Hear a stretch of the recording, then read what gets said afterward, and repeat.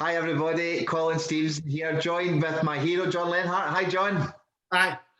Now today we have a magic discussion and we're going to give you lots of different outlooks on a certain situation, and we're going to be talking about narcissists and how to deal with narcissists. Over the last few years especially, it's become very popular wording within society. You know, everyone blames a narcissist. That person's a narcissist. They've got narcissistic tendencies. I'm a victim of a narcissist.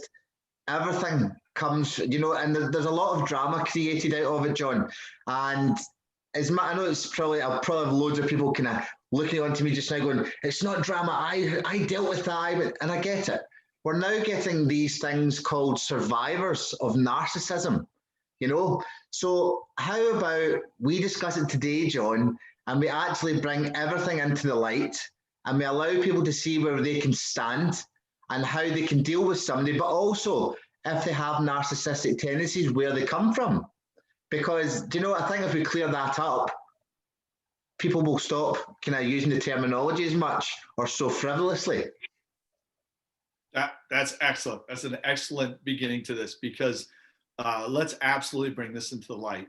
So the way that psychology defines narcissism, and I actually looked this up. So what they say about narcissists, and again, you'll notice these are all effects.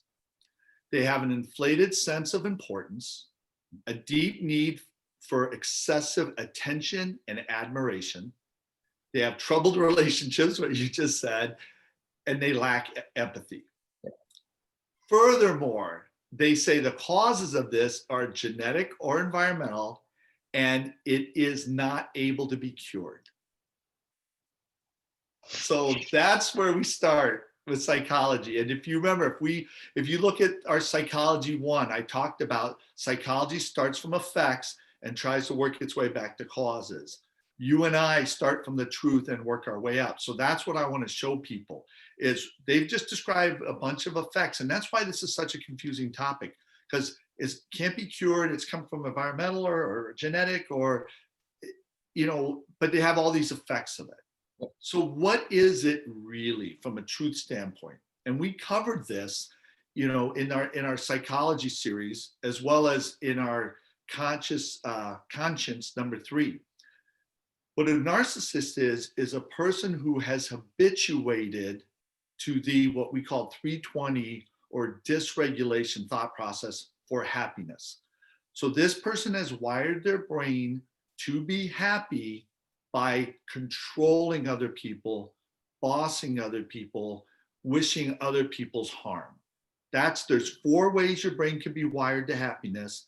And we said that the worst one was this 320 dysregulation. And that's what a narcissist is. They are happy controlling other people. Yes. So I have been through situations myself with certain people. I will also admit perfectly on open air, when I wasn't fully happy with them, I used to expel some of these tendencies myself.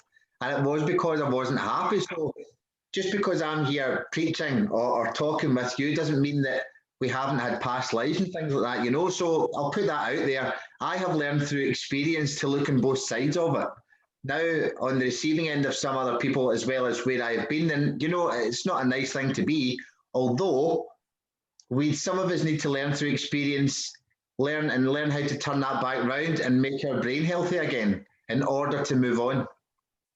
Right. So again, you're saying that you adapted to that mentality. You could do that in the moment, but you were habituated, I would say at 160, you were habituated at the 3rd level, which is basically trying to avoid tension, trying to, stay distracted.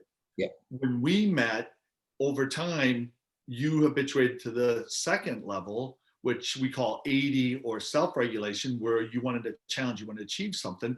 And now you've habituated to flow. Now you've habituated to the top thought process. So you've come up from 160 to 10. I will tell you that I have helped people come up from 320. And in our conscience number 3, we talked about it, that what happens is is when someone is habituated to that 320 or that dysregulation, they have flipped their conscience. Yeah. And in that video, we talked about how to talk to a narcissist or talk to somebody whose conscience is flipped so that you can take their conscience out of the way and get to them. And we said basically ask a factual question. If you ask them a question about them or about you, and their conscience is flipped towards you, they can lie and feel good about it. Yeah. If you ask them a factual question, they're going to find out their conscience won't kick in because they're unconscious, and their conscience is a part of that. Their unconscious has to deal with that, not their conscience, and you can get through there. So one of the ways to deal with a narcissist, we already talked about that in the conscience 3, but I will tell you, this is possible to fix. Yeah, no, so when going back the way I know I just spoke about me in the previous and people that I deal with on a daily basis, and people that I know and I see how they behave. Well, you're talking about habituation. It's that place of safety, whether it's good, bad, or indifferent. If they feel safe controlling, if they feel safe being bad, or if they feel safe with their conscience flipped, they don't really understand that they're doing it.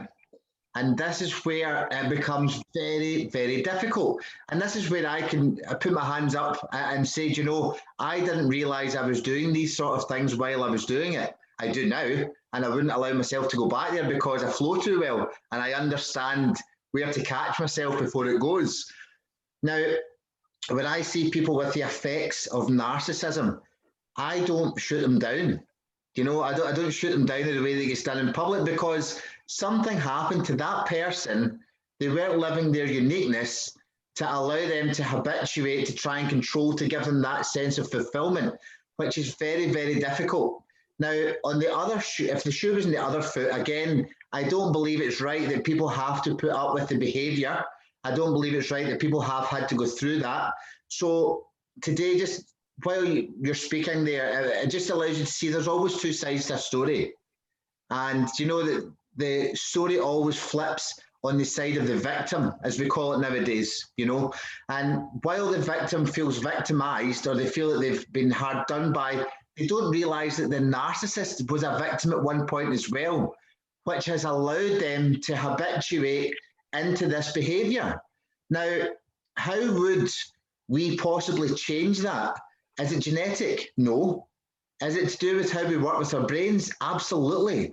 There's no medication ever going to change this. So giving a narcissist antidepressants, giving a narcissist antipsychotics, which they do, I've got narcissistic behavior, that means you're depressed, you take these. No one's actually treating the cause or helping the cause, and that's allowing them to feel unique and in love with themselves, allowing them to get to flow in their mindset and their behaviors where they can think contrastively and understand that there's always a pro and a con, and this is where I find it very, very difficult. I struggled for a long time with that. And people that know me, I went and joined the army. I joined the army. When I was acting like that, I then went and joined the army where I wasn't allowed to act like that. All my power, all my control, everything get taken away from me. And it was very, very drastic, and it was a drastic change. But what it's done to me taught me how to be humble. It taught me how to contrastively think. It taught me how to be able to care for others without having much care for myself at first, and then learning how to care for myself and others, and then come out and I'm a you. I mean, I know I'm dragging this along here, but it's amazing how we can change when we change our lives according to our uniqueness is the point I'm trying to get to. So that was epic and poetic. And so I'm going to be the boring guy to explain everything you just said, but because that was awesome. You covered everything, really. So a narcissist, you're right, there's two victims here. The narcissist is a victim too, and they don't know they're doing it. That you nailed those points along with all the other points. So the issue is that a narcissist really feeds off people who have no or low self-esteem. They find those people and they're a magnet to them. So one of the things is if a narcissist is drawn to you, it's a sign that you have low or no self-esteem. And one of the goals you and I try to do is help people get their self-esteem up to mid or high. But even if you're mid or high, a narcissist can just work on you like dripping water. they can work on you. So the first thing I teach people is how to stop a narcissist from working on you. And there's one sentence that always works, and it's, I'm sorry you feel that way. When you see me respond online, this is a big secret now that I've given away. When I respond to somebody, I'm sorry you feel that way online, I am seeing if they're a narcissist. If they just stop, or they try to go, well, you don't have to feel sorry, no apologies necessary. It's like, notice I'm not apologizing, I'm sharing. So it's just funny, but that's the only thing. I have taught that to elementary school kids. I can tell you a story of a kid. We live up in Wisconsin. This kid went down to Florida with her whole family, met their relatives, had to deal with a cousin who was bullying her in front of all of the relatives. And she looked at that cousin and went, I'm sorry you feel that way. And this cousin went, and this is a third grader who said this. And his fifth grade cousin just and walked out of the room. And the mom walked up and said, where did you learn that? And she goes, oh, I was watching Mr. Lenhardt's class and he taught us that in Mr. Lenhardt's class. It was just like, there it is. You know, even these parents, everybody, all the parents in the room were like, what was that? That was amazing. They'd never seen a kid do that. So that's the first way I would teach people is when you're dealing with a narcissist, I'm sorry you feel that way. And it's an unconscious confrontation. There's nothing that narcissists can do because you're sharing on yourself. They can't negate you sharing. And so now where do they go? Because here's the key to a narcissist. What they've learned without knowing it, and I like what you said, Colin, they didn't know they're doing this. They've habituated to this way of happiness and they found a specific method. And that specific method is I can control people who care about their appearance. So what a narcissist does is they say, you know, Colin, do you really want people to think that you are, and then, you know, crazy because you have that poster? Do you really want people to look down on you, you know, because you're being emotional? And it's like, that's how they control people. They can control people who are low or no self-esteem because those people care about appearance very heavily. And what they do is they control you. So if anybody tries to control you by saying to you, aren't you worried about, or they'll say, you know, if it was me, I'd be worried about what people would think about me when they saw this. Yeah. That's how a narcissist controls people. So I just gave you 2 steps. First of all, number 1 is how to stop them, which is, I'm sorry you feel that way. And then the second thing is to realize the technique is they are trying to control you by making you worried about your appearance. So when you grow in self-esteem, you don't worry about your appearance. You worry about your uniqueness, which is really the key to everything we're going to talk about. Absolutely. Now, what I would like to point out at this point, please, John, is that every narcissist creates another narcissist. And it's almost catching like a disease. So if you were a narcissist onto me, and I was to feel low self-esteem and I feel like I was being attacked, and the only way for me to get out of that is to start then controlling other people and other things that I can do and picking people weaker than me.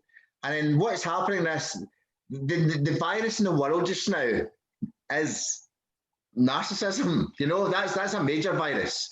And because people just, if they were living their own uniqueness, they wouldn't be, you know, they wouldn't be doing that. You know, if they were understanding that other person was a narcissist, they would try and stop them, just like the way we were explaining just now.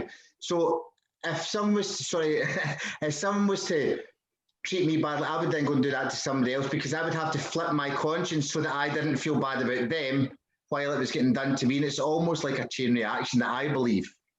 So the narcissist has no self-esteem. Yeah. And so you're right.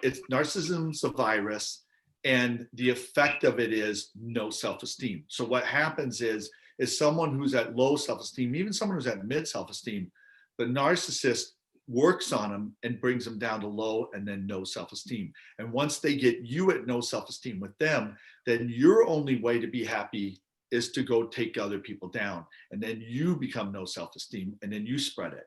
So you're right. And so what did we say? We said self-esteem was confidence in your uniqueness. Yes. So no self-esteem people don't know their uniqueness. low self-esteem people aren't confident in their uniqueness at all. So when I talk to people and say, who are you? And they go, oh, I know who I am. Well, explain to me. I don't have to explain it to you. I know you're low or no self-esteem because you either don't know who you are or you're not very confident in who you are and you can't state it. And that's why, Colin, all those videos we did with intangible drivers, all of those are meant to help people go from no to low. And then if they watch the videos and live it out, they should go from low to mid. So what you were giving to the world through those videos was helping people. That was the anti-narcissism. That was the narcissism vaccine. Okay. The intangible driver videos we did is, hey, watch these videos and get from no to low to mid and grow in your confidence of who you are. So that's how we would attack it. How would I help a narcissist? I would help them figure out who they are. I would do the same thing, and that's what I've done, but I would do it unconsciously. So what I've done is I actually had this discussion with a psychologist who gets paid like 15 grand for speaking gigs. And he said to me, how would you deal with a white supremacist? And because a white supremacist is no self-esteem, is narcissist. And I said, I have dealt with that. And here's how you deal with it. I said, here's the problem, is you psychologists want to walk into the room and factually tell a white supremacist how he's wrong. And that's what you want to do. You're wrong because this, you're wrong because that, you're wrong because this, you're wrong because that. And then you walk out of the room, that doesn't change everything. And we talked about this in our psychology series. Psychology believes that you are your conscious brain. That's only 10% of your brain. And it believes that it logically can change your behavior. But I'll tell you, if I'll tell you the right way to eat, I'll tell you the right way to exercise. Will you change your behavior tomorrow? No, because behavior's in the 90% of our brain. That was the value of that psychology series where we showed people the model for the mind and brain. And what I told the psychologist is you gotta do everything backwards if you really want to help somebody long-term. So rather than go in and tell that person what they should do, I would talk with them. I would talk with this narcissist and see and I would wait for them to judge somebody. The key, remember, everything in an unconscious confrontation is they got to judge somebody. So I'm waiting for them to judge somebody. Back in the day, white supremacists said something bad about Jesse Jackson. What don't you like about Jesse Jackson? And he said, Jesse Jackson, is ignorant and he doesn't listen to the other side of an issue. Now, unconscious confrontation, now I can talk to him again, and I'm going to do the truth thing, and I'm going to get away from Jesse because he can lie about Jesse and feel good, but I can do something else. I go, so it's wrong. So what you're saying is people who are ignorant and don't listen to the other side of the story are evil and wrong. Is that what you're saying? He's got to say yes to that, but I didn't mention Jesse. So now when he says that, now his unconscious goes, are you listening to the other side? Are you, like the unconscious knows this guy is ignorant. The conscience doesn't care because he's flipped it. But now I just asked a question that got to his unconscious, and now he's like, yeah. And I'm like, I told the psychologist, I go, I just need to get out of the room or change the subject. I just, thank you. That's awesome. And walk away or change the subject. But I said, you walk out of there and then his behavior's not going to change in front of you. His behavior's got to change later. When we did our racism series, the guy who helped 200 Klansmen change their robe, give back their robes. They didn't give back the robes meeting him. They met him a couple times, and a month later, they come back and they give him his robes. All that behavior changes away from the discussion because you got to let the unconscious work. Yep. So that's how you change somebody's behavior. Amazing. And people don't understand. I talk about unconscious confrontations all the time, and I have done so since I was taught it by a certain gentleman 15 months ago or 16 months ago now, when I ask people to ask people questions. And I'll go back to my cards for a second. When there's got to be different communication had through people in their lives, and when I take clients on and I explain it, I can see the information that's been passed here is off. No one's asking enough questions. No one's doing this and exit. And they go, how do you know? I said, because I can see it here. But then rather than just explain the situation, I'll say, if you do this and ask this and do this, and then leave the situation, they'll chase you or they'll come for you or they'll feel so bad that they need, and they go, right, okay, I'm going to try it. So then what happens is you get a message maybe a week later. I can't believe the difference because I listened to you. I said, no, it's not listening to me. I said, I'm listening to John. I said, I'm just passing the information to you. I said, but the message is coming through the tools that I use. And they're like, but it's so different. Like now we got on, now we're able to help each other. And I'm like, that's all it is. So we literally can, you know, the narcissistic relationships that people are putting up with, they can literally stop them. They can stop them in their tracks. Right. So I want to tell this story. This is the last thing I want to say, because what you're talking about, you're a nice guy, Colin. So you're really helping the people and helping the narcissist. I'm Willy Wonka. Everything's a game. I'm kind of got an edge. I'm kind of sneaky. And I want to tell you a story of, I was helping this nurse over the last month. And she just took this job in this doctor's office where they do these day operations, outpatient operations. And she's a surgical nurse. And she came in there and there was a narcissist woman, another nurse. And holy moly, this woman wanted to just boss this new hire around all the time. And just, you know, contradicting herself, saying horrible things, pointing things out, just ripping, and then smiling. We talked about that. You can see a narcissist sort of like, didn't I tell you to put those scalpels over there? You need to do that. And it's like, narcissist. So I said to this nurse, I said, okay, and this goes to our forgiveness episode. I said, if you really are bold, I want you to try something. She's habituated to 320. She's only happy when she's controlling you. There's another out in this, is when the narcissist, I said, when she starts telling you what to do and she contradicts herself and tells you something wrong and tries to blame you for something. Again, you want all your unconscious, facial expressions and micro expressions to be right. You really want to do this and really be thankful and just look at her and say, thank you so much. I'm sorry I did that. Thank you so much. Take the blame. I said, I want you to do something. I want you to take the blame. Even though you didn't cause it, I know you didn't cause it, take the blame. Because here's what happens now, is that narcissist puts you down. And when the narcissist does that, they rely on people complaining back or being upset because they feel good. Because they trick their unconscious that I'm a good person, they're not, and see how they're acting. If you act good, then it's up to them. If you act nice and thankful, and what they ought to do is go, oh, you're welcome. And they ought to recognize you, but a narcissist isn't going to do that. So when the narcissist doesn't respond well to you and walks out of the room, the unconscious, you just took them from 40 to 80 flips. The unconscious, remember, we call it the justice monkey. It's compassionate, it thinks the best of you, but their unconscious now goes, wait a minute. You're getting energy and happiness over people not handling what you're doing well. That's why we juiced you at 320. Now someone handled it well and you didn't recognize it. So that isn't what you want.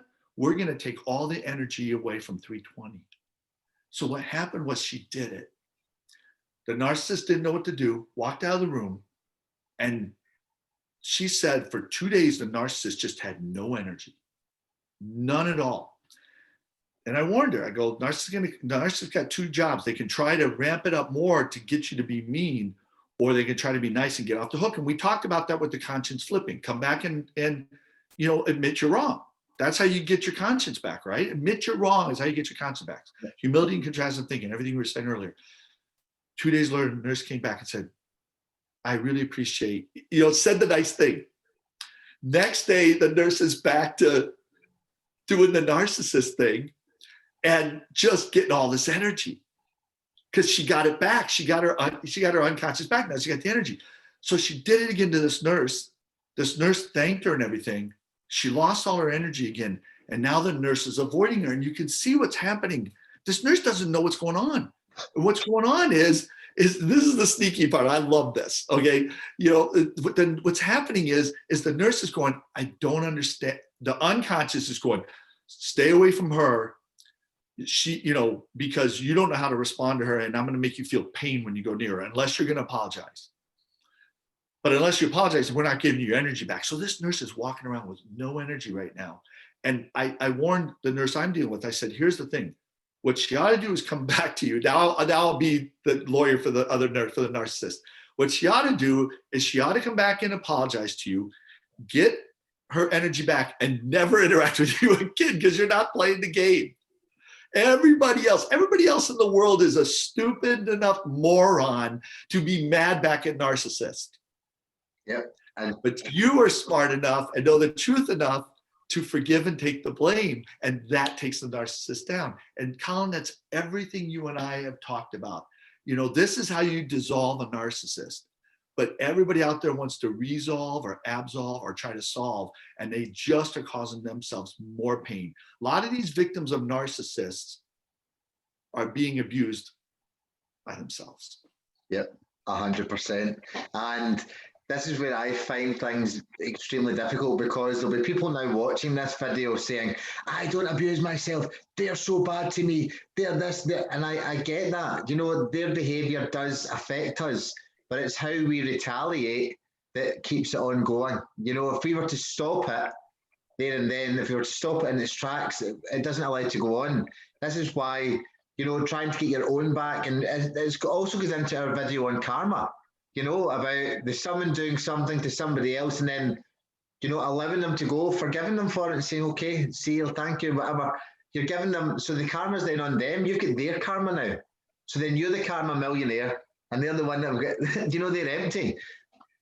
We can stop all of this with us. And this is what I would love people to understand. They can stop it at themselves if they're acting a certain way. And I tell everybody this. Somebody can't act the same towards you if you change the way that you act, and that is fact. And I do this as well with my clients. I say, if you come home every night and the first thing you say is A, and then they say B, you're also predictable. So then your predictability is going to also allow them to be predictable. So it's always going to be like this. If you come home and they say A and you say W, they're going to go, I can't act the same. Where am I going to go with this? What are we going to do? And it causes confusion. And then through habits, through repetition is how we learn, is how things can change. So it doesn't change overnight. You don't stop a narcissist overnight. You do what you said, exactly the instruction, but then you repeat it. And you repeat it. And then the more you repeat it, the more things will kind of calm down. And then everyone can have a better, happier, more fulfilled life. Absolutely. I agree. And the only thing I have to add to that was a great ending, is this is also the samurai. All you and I are teaching people is take backward steps. Is I know you want to take forward steps and attack, but like you said, if you do something different, and especially if you take a backward step, it won't happen right away, but it's going to change. Like you said earlier with the client, it changes when they walk away. So that's the key to realize. You're not going to change them in the moment, but you're going to change them long term. Yeah, absolutely. Listen, thank you so much, John. And we'll get this out, and hopefully we start changing some lives with the people who wish to watch it. So thanks very much. Take care. Bye.